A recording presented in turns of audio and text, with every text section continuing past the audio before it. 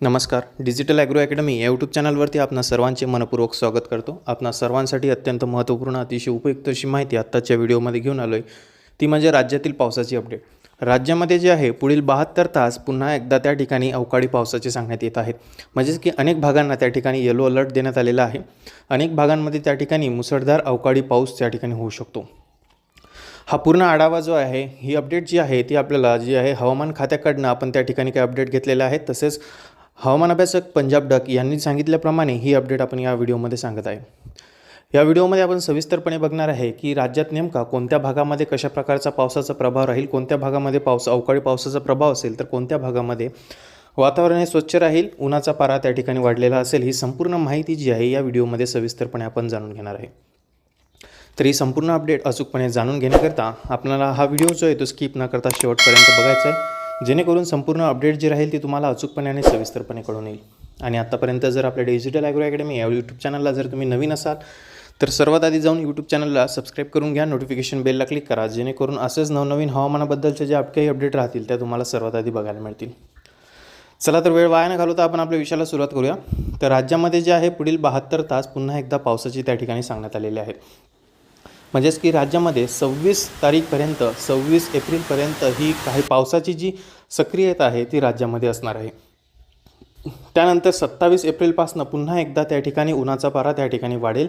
त्या ठिकाणी अतिशय कडक ऊन त्या ठिकाणी पडणार आहे. मात्र 26 एप्रिलपर्यंत 24, 25 आणि 26 एप्रिल हे 3 दिवस जे आहेत, हे 3 दिवस मात्र विखुरलेल्या स्वरूपाचा अवकाळी अशा प्रकारचा पाऊस बरसणार आहे. अनेक भागांमध्ये त्या ठिकाणी गारपीटसुद्धा होऊ शकते. अनेक भागांना, अनेक जिल्ह्यांना त्या ठिकाणी येलो अलर्टसुद्धा देण्यात आलेला आहे. पावसाचा जो जास्त करून प्रभाव असेल तो म्हणजे मराठवाडा, विदर्भ आणि पश्चिम महाराष्ट्राच्या काही भागामध्ये. या भागामध्ये पावसाचा जास्त करून प्रभाव आपल्याला बघायला मिळेल. तसेच उत्तर महाराष्ट्राचा जो पूर्वेकडील भाग आहे त्या भागामध्ये सुद्धा पावसाची सक्रियता काही मोजक्या भागांमध्ये बघायला मिळू शकते. हा पाऊस जो आहे तो सार्वत्रिक पाऊस नसणार आहे, विखुरलेल्या स्वरूपाचा असेल, लहरी स्वरूपाचा असेल. म्हणजे काहीच ठिकाणी बरसेल तर काही ठिकाणी बरसणार नाही. म्हणजेच की एका ठिकाणी जर पाऊस बरसला तर 8 ते 10 किलोमीटर नंतर काही त्या ठिकाणी पावसाचा प्रभाव नसेल, अशा प्रकारचा हा विखुरलेल्या स्वरूपाचा पाऊस असणार आहे. हा पाऊस जो आहे तो वादळी वाऱ्यासह तसेच गारपिटीसह सुद्धा अनेक ठिकाणी त्या ठिकाणी बरसू शकतो. यामध्ये जर आपण एकेका भागाचा जर विचार केला तर विदर्भामध्ये 2 भाग पडतात. त्यामध्ये पूर्व विदर्भ आणि पश्चिम विदर्भ. पूर्व विदर्भामध्ये नागपूर, भंडारा, गोंदिया, गडचिरोली, चंद्रपूर हा जो परिसर आहे, या परिसरामध्ये काही भागांमध्ये जे आहे या ठिकाणी 25-26च्या दरम्यान पावसाचा त्या ठिकाणी प्रभाव आपल्याला बघायला मिळू शकतो. त्याच्यानंतर जे आहे जो पश्चिम विदर्भाचा भाग आहे, पश्चिम विदर्भामध्ये अकोला, बुलढाणा, वाशिम, यवतमाळ, अमरावती, अचलपूर, जळगाव, जामोद, तेल्हारा, शेगाव, खामगाव, नांदुरा हा जो संपूर्ण परिसर आहे तो पश्चिम विदर्भाचा, या भागामध्ये देखील समान परिस्थिती असेल. 25-26च्या दरम्यान त्या ठिकाणी वादळी वाऱ्याचा काही भागांमध्ये प्रभाव असून पावसाची सक्रियता त्या ठिकाणी वर्तवण्यात येत आहे. काही भागांमध्ये हलक्या स्वरूपाची गारपीटसुद्धा होऊ शकते. त्यानंतर मराठवाड्याचा जर विचार केला, मराठवाड्यामध्ये हिंगोली, परभणी, नांदेड, त्याच्यानंतर जे आहे छत्रपती संभाजीनगर, बीड, जालना, धाराशिव हा जो लातूर हा जो परिसर आहे, या परिसरामध्ये संपूर्ण परिसरामध्ये विखुरलेल्या स्वरूपाचा पाऊस राहील आणि गारपीट होण्याची शक्यता अनेक भागांमध्ये त्या ठिकाणी वर्तवण्यात येत आहे. जो दक्षिणेकडील भाग आहे, म्हणजेच की खालचा जो भाग आहे तो मराठवाड्याचा, लातूर साईडचा, त्या ठिकाणी मात्र गारपीट होण्याची शक्यता ही वर्तवण्यात येत आहे. त्यानंतर पश्चिम महाराष्ट्राचा जो भाग आहे, पश्चिम महाराष्ट्रामध्ये पुणे, नगर, त्याच्यानंतर सातारा, सांगली, सोलापूर, कोल्हापूर, पंढरपूर हा संपूर्ण जो भाग आहे, या भागामध्ये देखील काही भागांमध्ये पावसाची शक्यता वर्तवण्यात येते. सार्वत्रिक पावसाची शक्यता नसेल, मोजक्या काही भागांमध्ये पाऊस त्या ठिकाणी संभाव्यता व्यक्त केली जात आहे.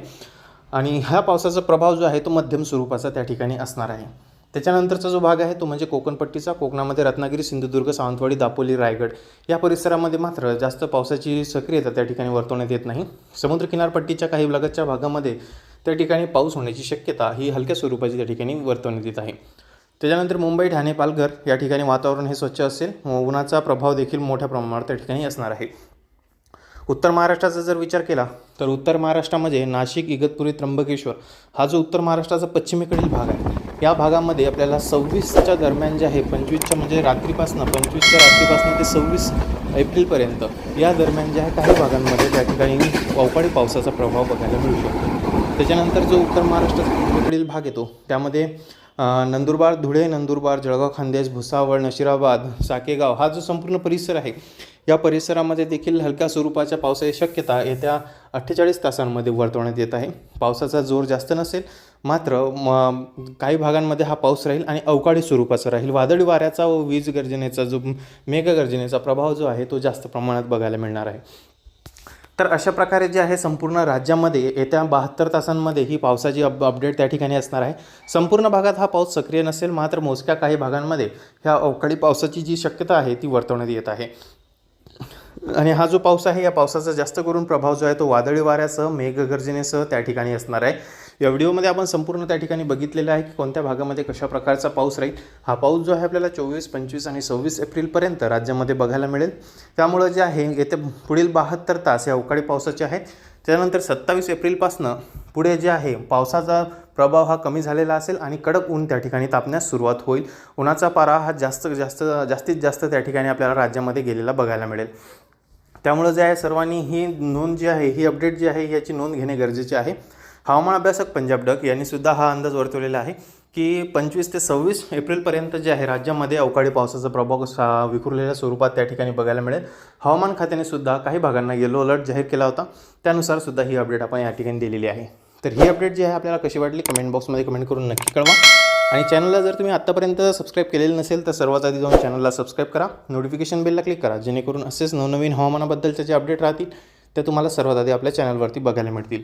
चला तर आता आपण भेटूया पुढील भागात एका नवीन विषयासोबत, नवीन हवामानाच्या अपडेटसोबत. तोपर्यंत मी इथंच थांबतोय. धन्यवाद.